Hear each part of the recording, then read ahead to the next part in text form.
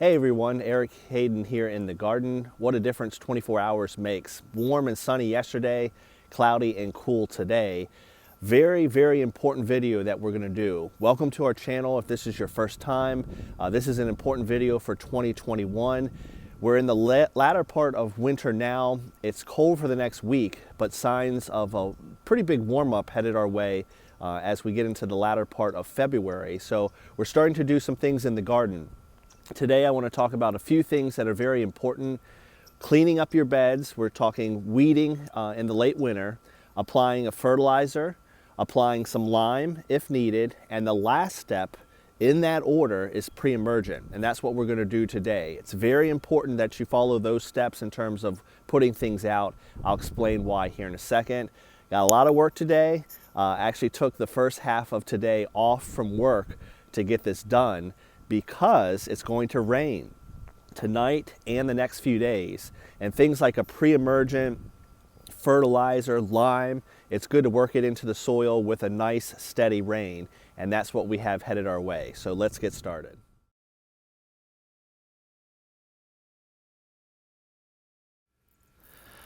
All right, our first step is weeding the garden. Why start with weeding? Well, the big reason, especially if you're doing a pre-emergent, you do not want to disturb the soil after you put down a pre-emergent. That breaks the barrier. We'll talk about that in a second.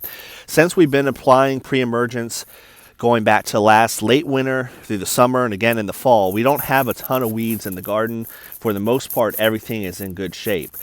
But you want to do the weeding first. So any little weeds, use any tools you have, like the special one I have here. For larger weeds, I'll use the regular garden hoe. And you want to get rid of those weeds in the garden because, again, you're disturbing the soil. You certainly do not want to do this after putting down a pre-emergent. So step one, late winter into the spring, clean up your bed, whether that's removing weeds, whether that's cleaning up leaf litter, whatever you need to do that would disturb the soil, do that first. I would be remiss if I didn't talk about some of the tools I use for weeding, because I have two specific ones and two specific reasons. The first one is this tool my parents got me. Nice little tool. It's really good for getting in weeds between like cracks in your cement, your driveway, and things like that. I use this tool since it's smaller than the garden hoe around the rows itself, so I can very carefully remove weeds and not disturb the root system, not mess with the rose itself. So if I'm very close to the rose bush, the weed is very close to the rose bush, this is a tool I use. But if I use this tool over the whole garden, I'd still be out here 2 days from now. It takes a long time. So that's a specialized tool near the rose bush itself. All of those other areas you see disturbed in the garden, that was done in about a minute with a garden hoe. So that's my routine. Use a small tool to get in tight near the rows if I see a weed, and then go through the rest of the garden with the hoe. Boom, boom, boom, boom, boom. Lift, lift, lift. And then once the weed has been lifted, or all the weeds have been lifted, I walk by with my 17-gallon container. Yes, that's the same one I transport compost in. Have my garden gloves on, pick up the weed, shake it, throw it into the bin. So it's as simple as that. Of course, I'll have to repeat the procedure many times, and I'll get at that now.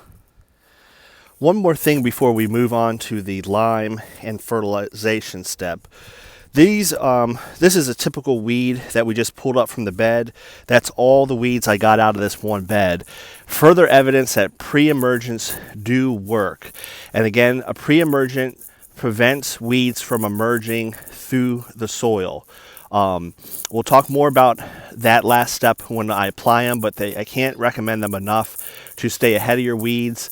The other thing is persistence. No matter what you do, you're still going to be plucking weeds now and then. And if you pluck them at this stage, after a rain, it doesn't take very long. But if you let them grow and get bigger, not only are they harder to get up, you have more of them. Pretty common, sense, but just, again, pre-emergents help, but you're still going to be doing some plucking now and then. The earlier the better. You get those weeds up much easier on you. I know I said one more thing on the weeds. Here's a second one more thing. Weeds have definitely been my biggest enemy since I started growing roses, and that goes back to my days in upstate New York. Hours and hours spent weeding in the garden. My parents have had issues with weeds. So in the last little clip I mentioned the pre-emergent and keeping at it. One more positive thing, the more years that you do this in a mature bed, the better it gets. Compared to this bed over here, it's still relatively new, so we still had some weeds in it. Not a lot, but enough that we had to do some pulling. But this bed right here, as I walk around, hardly anything. There's a couple weeds here. You can see the dark spots from where I used the hoe. So not only does pre-emergent help and the consistent weed pulling, eventually it'll never completely go away, but eventually when you get these more mature beds, this one in particular is coming up on 4 years old versus the other ones that are only a year or two old, you can see much less weed pressure.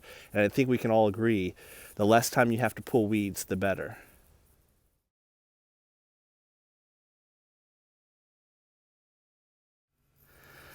All right, now we're on to step 2, and you can see why we're doing it in this order. Now that the weeds have been removed, we are in the process of putting down some lime. Our soil tests in the upper 5s, 5.8, 5.9, 4 pH. So first things first, make sure you're doing a soil test.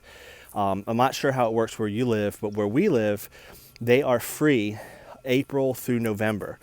So the spring through the early fall. So consider that. Otherwise, it's just a few dollars. So pretty much a couple times a year, I put down lime. You don't want to put down a whole bunch at once. So usually I do what the recommendation is from the soil test. In our case, it's NC State up in Raleigh. So for my beds, they said about a ½ pound per bed. So that's what I'm going to do. I used a standard garden rake to rake back the mulch for lime. You certainly want to incorporate that into the top couple inches of the soil. In addition, after the lime, I'll do some fertilizer, and I want to scratch that in. So this is why we do this step now, and we do pre-emergent last. If I were to have, let's say I put the pre-emergent down today, which is ideal weather-wise, and then a couple weeks later, I do the fertilizer, I do the lime, I'm going to want to rake it in, but I'm not going to want to rake it in if I just did the pre-emergent. So you can see what I'm getting at. It's got to go in order. Clean up your beds, get rid of the weeds, pull back your mulch, or incorporate your lime and your fertilizer into the soil with a garden rake. Then do the pre-emergent. I'll talk more about that in the fertilization step because I am doing one of these things a little early. Lime you can put down any time of year. Fall is usually recommended because it gives it time to work into the soil, but I just do it every couple months because my sandy, acidic soil, I put down compost, which becomes acidic as it breaks down. And I put down a lot of organic fertilizers like cottonseed meal, which are also acidifying to the soil. So let me get at this. I'm going to put down this lime, and then the next step will be the fertilization. I'll talk more about that here in a second. We're now on to the third step. First step, getting rid of your weeds, cleaning up your bed. Next step, pulling back the mulch and also disturbing the soil a little bit, applying some lime. Third step is fertilizer. You'll notice I'm putting down specific fertilizations at this time of year. The reason for that is this is a little early, to be honest, for fertilizer. You really want the soil to warm up, otherwise you're kind of wasting your time. Specifically, don't put down anything that's fast acting like a Miracle Grow or anything synthetic. It's too early. The soil's not warm enough. The roses don't need it, so it's going to sit in the soil and just wash away, and you're going to waste your time. So something like urea, something fast acting, that's not what I'm putting down. Although it's a hair early, what I'm putting down are things that you can really do any time of the year, or it really takes the microbes in the soil to activate them. So they're not going to wash away. The first thing, 0030, this is potash, the last number in your NPK. This is for root growth. A lot of folks put this down in the fall to stimulate the roots. You can really put this down any time of the year. This is not going to wash away. There's no nitrogen in this. It's 0 for the first number. So again, I'm not trying to stimulate growth. As the soil warms up, this will help for roots. The other thing I am putting down that does have nitrogen in it is cottonseed meal. That is an organic. That takes 3 to 4 months to break down. It needs to be scratched into the soil. So again, it's mid to late February. I'm a little early for fertilization on general terms. But if you're putting down organics, potash, 0030, 0050, something that takes a while to break down, it's not a big deal. The reason why I'm not waiting is, let's say I waited 2 or 3 weeks. That would be more ideal for fertilization here in Eastern North Carolina. What do you need to do after you put down the fertilizer? You need to scratch it in. What did I just do? I just put down pre-emergent, so that's why I'm going in this order. The pre-emergent needs to be put down, and I'll talk about that in our final step here in a second, as the soil warms up. You don't want to wait. You want to get there before the weeds germinate. So, step 3, putting down a fertilizer, specifically something like an organic, something that's going to take a while to break down. I will not put down synthetics, urea, anything like that that's fast acting until we get a lot of growth in terms of, obviously we're out of dormancy and we have a lot of leaves. So right now, if I put down that cottonseed meal, let's say it stays cold. Hey Eric, what if you have a cold snap? What's going to happen? Nothing. That fertilizer is just going to stay in the soil and it's going to sit there. Once the soil temperatures get up in the mid 50s and then eventually in the 60s and 70s, it will start to break down. And again, it takes 3 to 4 months for that cottonseed meal to break down. So that's okay to put down this early. Okay, now that we have our fertilizer down and our lime down, remember we pulled back the mulch. You do want to lightly scratch it in. And this is what I mean. You can see the cottonseed meal on top. And if you look really carefully, those little granulars, that's the 0030 we put down. So just raking the mulch back will kind of, do your job of scratching in. But I usually like to take a garden rake and just lightly scratch it in just a little bit. You're just incorporating it into the soil. You don't want to get real close to the rose bush, and you don't need to get really deep because you've got roots down in here, especially with Fortuniana like I have. They're very fibrous and they could be close to the surface. Just lightly scratch that in. You can see it's scratched in now. Now work back your mulch. But again, this is why we do pre-emergent as a last step, because look how much I'm disturbing the soil. Now that the soil has been scratched in, or the fertilizer has been scratched in, now I have enough nice clean surface, no weeds, fertilizer's in, and I'm not going to disturb this garden for another month or 2. Put down the pre-emergent and then it can do its job. Again, you don't want to disturb the pre-emergent, so that's why we're doing all this scratching in prior to application. All right, we're on our final step, and before I get to this, you must think this is a tremendous amount of work, and it is, but it's a fun hobby, and keep in mind I have over 40 rose bushes, and I'm growing them for rose shows, so I'm really into it. If you have a small garden, it doesn't take as much time. Do you need to go through all of this? No. Pick what works for you. Maybe just a fertilization program. Maybe you just want a garden without weeds. You can pick any of these steps and stick to it. So you don't have to do all of them. So I did want to say that. So for my last step, after I've done the weeding, I've done the application of fertilizer and lime. Again, this is late winter into the spring. I want to now put a pre-emergent down. And when I do that, I will rake this bed back out, level it out, get it all nice and smooth. Then I'll do my pre-emergent. And the kind that I've been using for the last year or so is Snapshot. I am not sponsored. As you probably can tell, I only have about 300 subscribers. So I bought this on my own. It is expensive. It's about $110. It's 50 pounds, but I only need a cup per bed, about 100 square feet. Very, very important, whatever you do, whether you're doing fertilization, chemicals, read the label over and over again. Know what you're doing. So for my purpose, I'm doing about a pound or about a cup per a cup per 100 square feet. That is the middle rate. They give you a low, a middle, and a high. I don't really want to do the high rate. These roses are established, but they do, a pre-emergent does inhibit root and cell division. So it may trim my roots a little bit. And what I mean by that is the root system on these roses may not be as big because I'm putting down a pre-emergent. It doesn't matter though because they're mature bushes. With regards to weeds, it prevents weeds from emerging. If you already have a weed, it will not kill it. It won't do anything to it. What it does is it's a barrier in the soil, and as weed seeds start to sprout, this will prevent cell division and root division. What does that mean? It means when that little weed seed sprouts, it takes in a little bit of this pre-emergent and it kills it so that you don't have as many weeds as you otherwise would. So it does not stop weeds that are already there. It does not prevent every single weed. It prevents the majority of them from emerging from the ground. It's a good 1-2 punch. Your other punch is light weeding throughout the year. So this is what I use. It's Snapshot. This is what it looks like.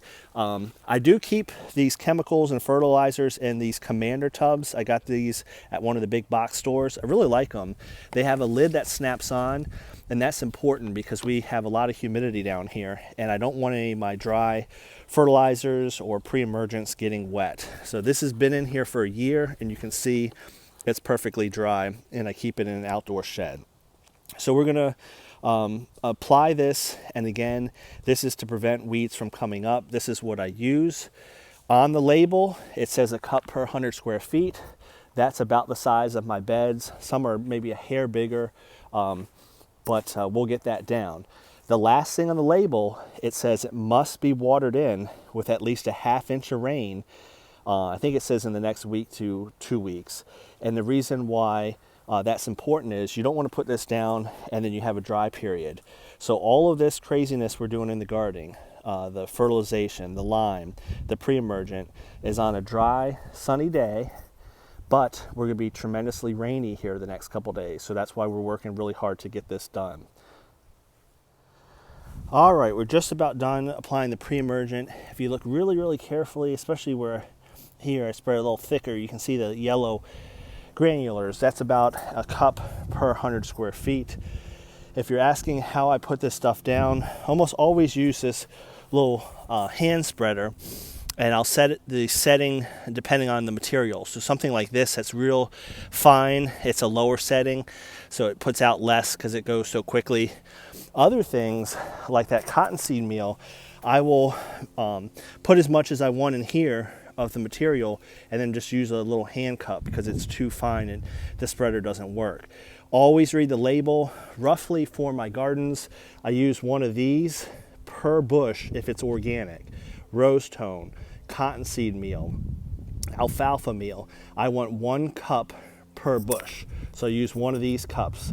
I'll measure out 6 of them, put it in the little hand spreader, and then walk around the garden and apply it. Again, if I can use the spreader, I'll use it. If not, I'll use the spreader as a container to hold it and then take out a little bit at each time and sprinkle through the whole garden. If it's synthetic, the 0030, slow release granulars, anything like that, I do a 1/2 cup per bush. So I do 3 cups per bed because I've got 6 beds. Always read the labels, but roughly I like to use a cup per bush, a cup per bush if it's organic, a 1/2 cup per bush if it's synthetic. So again, I have many, many, many roses. If you have a garden of 2, 3, or 10, much, much easier. But I do recommend the cup method. It works really, really well in terms of measuring out. And always, always, always read the label. It'll tell you how much you need. Knowing your bed size is important. Measure it out width by length to get your area so you know what you're working with.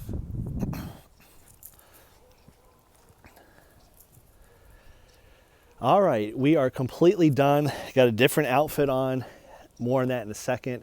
Thank Thanks so much if you are still watching this video. That means you're really into what we put on this YouTube channel, because I know this video is on the long side. I want to quickly show you the aftermath, what everything looks like at the end, and then show you what I did to my grass in addition to the rose garden. So this is what it looks like. Again, the 4 steps we did today: remove any lingering weeds, and then we scratched the soil a little bit, removed some of the mulch to the side, and then we applied some lime, some organic fertilizer. That's going to take a long time to break down. Some 0030 for root development.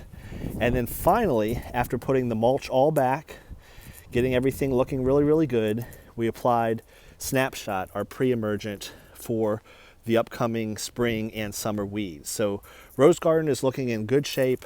And again, the rush for doing this, not a rush per se, but it's all about timing. We're going to warm up here over the next couple weeks. You really can't put a pre-emergent out too early. I mean, you don't want to do December, but it's just going to sit there anyway. And it really is effective as temperatures warm up. And you want to be in the soil and it's not activated until it rains. So here in Eastern North Carolina, anywhere from the middle of February to early March is our window, again, depending on the weather. It's all about the weather. Since we're warming up in the next couple weeks and we expect rain the next 3 days, I decided that now is the time to make our pre-emergent application. And since we were doing that, that dictated everything else, including putting down lime, fertilizer, and then getting the weeds up. Again, it was all a step 1 through 4. So we're done. Comment below, how do you think things look? The next thing we'll be doing in the rose garden will be pruning, and then we'll get some of the roses restaked that have fallen down. Now, I've left some spots bare or unsprayed. What in the world is this blue dye on my yard? So after I did the roses, I'm trying something new this year. Comment below if you want to see videos on lawn care. The lawn itself looks pretty good through most of the yard. I got some comments from some viewers how terrible the grass looked by the rose garden. And I gotta be honest, folks, I wanted to get the roses established first, and then now we'll work on the yard, especially with regards to the rose beds. Again, the rest of the lawn looking really, really good. We had a lawn care service in the past, and they did a great job. But around the roses, I want to be really careful because you don't want to get that stuff on the roses. So that's one of the many reasons I decided to start doing it myself. And I sprayed a pre-emergent after I did all the rose work on the lawn, all 13,000 square feet. I included a turf dye so that I would know where I sprayed. You don't want the whole thing dyed. The point is not to dye your lawn. It's just to show the areas you've been. So I left some spots unsprayed so I could see the difference. So here sprayed and over here is not. Here is sprayed here, and then over here is not. So I'm testing a few things, but you can see the difference. And again, with rain in the forecast, it has to be watered in. So now is the time to get this stuff done. So comment below, do you want to see a video on that? Took a lot of calculations to figure it out. I'm not entirely sure I did it right, but you don't know if you did it right unless you try. So I bought a backpack sprayer, got the chemicals, mapped out our yard, and we'll see. So comment below, do you want to see that video? I can certainly do one on what I did for weed control in the lawn. Thanks for subscribing to the channel. If you made it through the video, share it with others. We thought this was a pretty good detailed one for folks as they open up their gardens in the spring. Have a good one, everyone.